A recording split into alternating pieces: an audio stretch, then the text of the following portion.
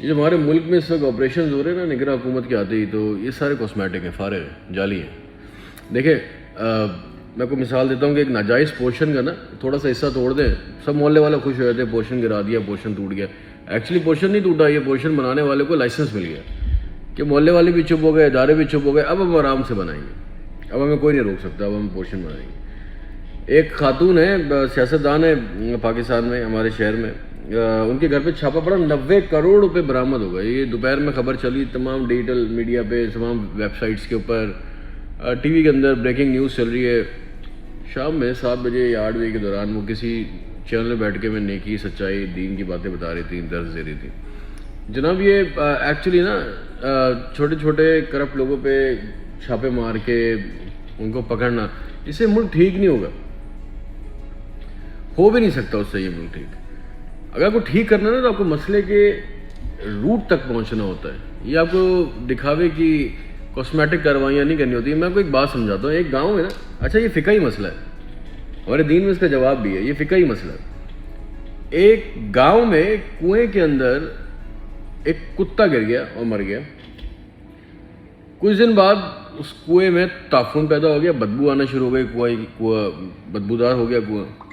ہوا یہ کہ گاؤں والے بڑے پریشان ہو گئے، ان کا اونلی سورس آف واٹر وہ کنواں ہی تھا۔ وہ چلے گئے علاقے کے مولوی صاحب کے پاس، ان کو بولا مولوی صاحب کنویں میں آ گئی بدبو، شدید بو کر رہا ہے، پانی گندگی ہے آ گئی ہے، آپ بتائیں ہم کیا کریں؟ مولوی صاحب نے کہا جی اس کا طریقہ کار تو ایک ہی ہے کہ آپ 20 ڈول پانی باہر نکالیں، کنویں سے پھینک دیں، آپ کا کنواں پاک ہو جائے گا۔ گاؤں والوں نے یہی کیا، انہوں نے 20 ڈول نکالے گاؤں اور پھینک دیے پانی کے، کنویں سے بدبو نہیں گئی۔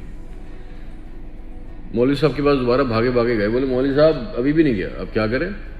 مولوی صاحب نے کہا اگر 20 ڈول پانی نکالنے سے کنویں کی بدبو تعفن نہیں گیا تو کنویں سے پانی کے 40 ڈول نکالیں اور باہر پھینک دیں، ضائع کر دیجیے، آپ کا کنویں کا پانی صاف ہو جائے گا۔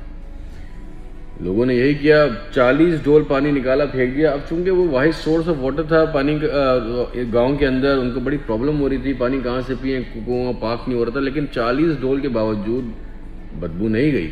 وہ یہ مولوی صاحب کے پاس واپس پہنچ گیا، بولے مولوی صاحب ابھی بھی بدبو نہیں گئی، اب کیا کریں؟ تعفن آ رہا ہے، بدبو آ رہی ہے، گھن آ رہی ہے پانی سے۔ مولوی صاحب نے کہا اگر 40 سے بھی نہیں جاتی تو 80 ڈول پانی نکالیے اور باہر پھینک دیجئے۔